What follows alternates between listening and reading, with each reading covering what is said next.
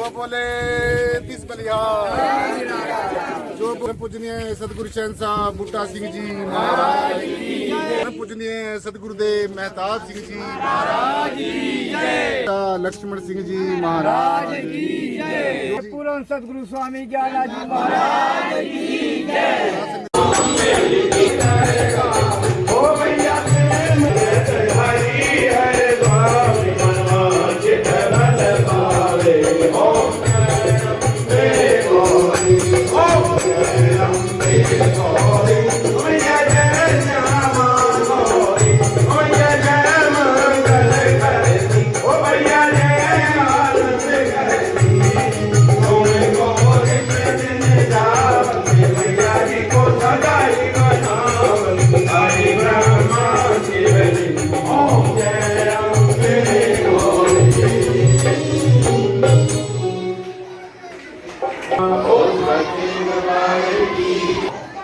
आप सभी को दक्षिणा दो।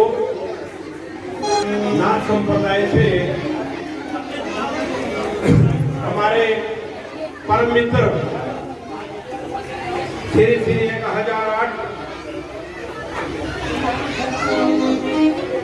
महामंडलेश्वर महाराज और साथ में हमारे नाथ संप्रदाय से संत आए हैं, तो उनका बहुत बहुत हृदय से। इसके बाद अब आरती के बाद समाज है, हमारे जो साधु संत आए हैं वो आज प्रचंड करके तुम्हारे को आशीर्वाद देंगे। और सबने ऐसे ही लाइन बनाओ, ये जैसे तुम आशीर्वाद दे रहे हैं, हमारी छोटी छोटी इच्छा है। जयकारा ज्वाला माईना ओ सच्चे दरबार की जय।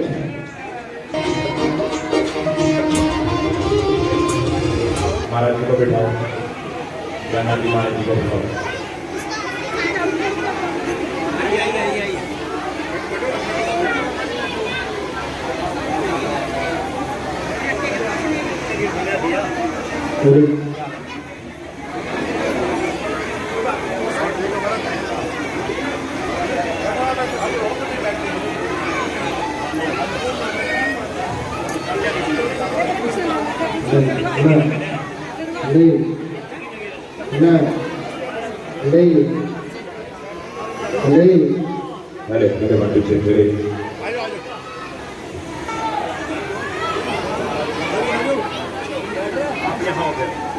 दरबारों में एक खास अहमियत रखता है, अरे उसको वैसा मिल जाता है जो जैसी नियत रखता है।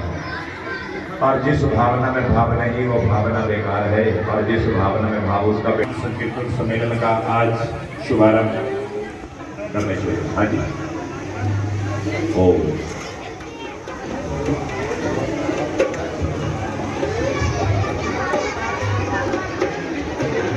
हे माई मेरी जगनिया जोता वाली माता जी तुम्हारी सराही है।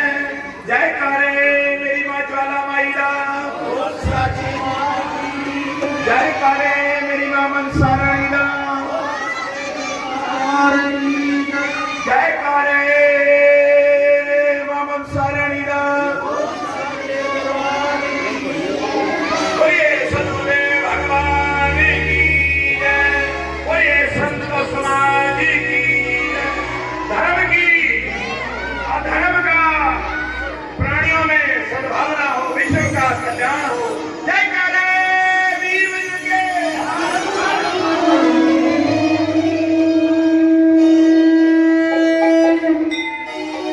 आइएगा तीन साजों के द्वारा एक संगीत आराधना।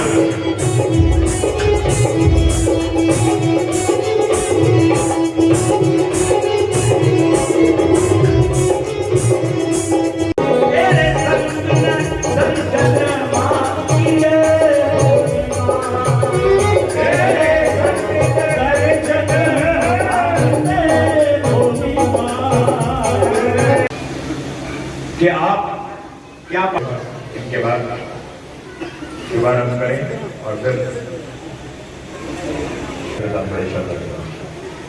कीर्तन सम्मेलन होगा। और कब हमें संत महापुरुषों के दर्शन। अपने रचना को पवित्र करने के लिए सबने मेरे साथ मिलकर महामाया ज्वाला जी के नाम का जय घोष जयकारा, जिनकी अपार कृपा से आज हम सबको ये मातेश्वरी के गुणों का गुणगान यशोगान सुनने का सौभाग्य प्राप्त हुआ है। तो सबने महामाया ज्वाला जी माँ के नाम का एक जय घोष बोलिए। ज्वाला महामाया की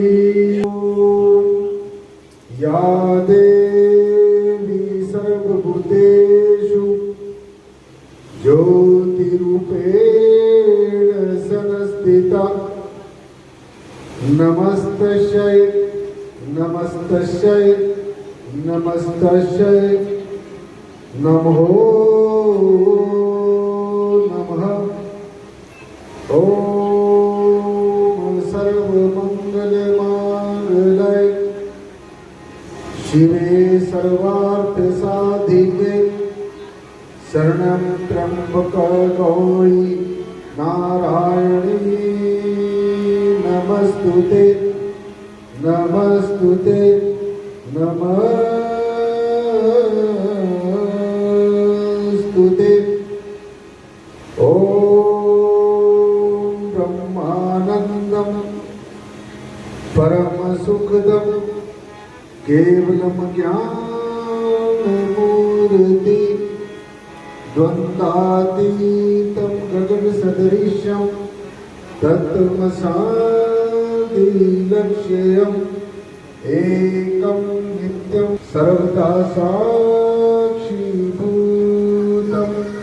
भावातीतं नमो नमो नमो। ओम अखण्डमण्डलाकारं व्याप्तं येन चराचरं तद्दर्शनं तस्मै श्री गुरुवे नमः। ओम आदेश श्रीनाथ जी को आदेश नमना 84 सिद्धों को आदेश। शासक जी आज बहुत ही खुशी का दिन है कि आज हमें दो खुशियां नसीब हो रही हैं। जैसे संतों महापुरुषों ने कहा है कि संसार के अंदर हर एक चीज को किसी न किसी तौर तरीके से प्राप्त किया जा सकता है, चाहे हम उसको पैसे से खरीद लें, चाहे हम किसी और तौर तरीके से उसको हासिल कर लें, परंतु जो सबसे दुर्लभ बात है वो मैं आपको बता रहा हूं। संत समागम हरि कथा तुलसी दुर्लभ लोय।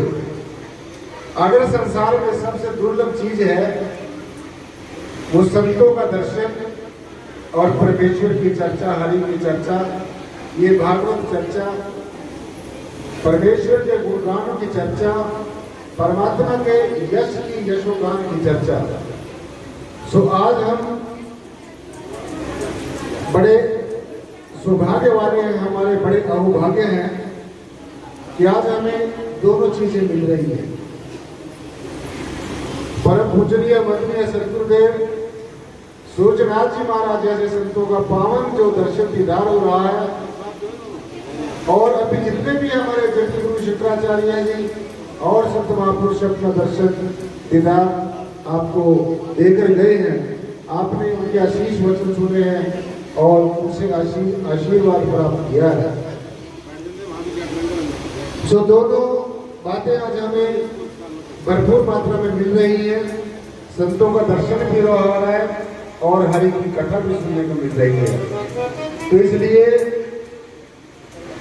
ये हीरा सा जन्म, ये अनमोल जन्म, ये कोई 10, 20, 100, 50 वर्षों के बाद हमें नहीं मिलता। ऐसा हमारे जो सनातन धर्म के वेद हैं, शास्त्र हैं, उपनिषद हैं, प्राण हैं, महापुराण हैं, पुकार कर होत न बारंबार जो फल टूटे डाल से बहुत न लागे बार। जैसे एक फल वृक्ष के ऊपर पक जाता है और वो नीचे गिर जाता है तो दोबारा फिर वृक्ष के ऊपर नहीं लग सकता है। तो ठीक इसी प्रकार से ये जो हीरा सा जन्म, ये मनुष्य का जन्म, ये गोल्डन जो अपॉर्चुनिटी है जो हमें मुद्दत हमारे हाथ से निकल गई, तो ये समझ लेना हमारी मंजिल मकसूदा तक पहुंचा सके। और ये मैं नहीं कह रहा हूं, सभी धर्मों के धर्मशास्त्र, धर्माचार्य, आचार्य, प्रचार्य, हमारे धर्मगुरु ये पुकार कर कह रहे हैं। तो मैं समझता हूं और ये मैं बड़े दावे के साथ ये बात कह सकता हूं कि अगर ये मनुष्य जन्म हमारे हाथ से निकल गया तो दुनिया की कोई हस्ती ऐसी नहीं है कि ये दोबारा से ही हमें मौका मिल जाएगा। इसलिए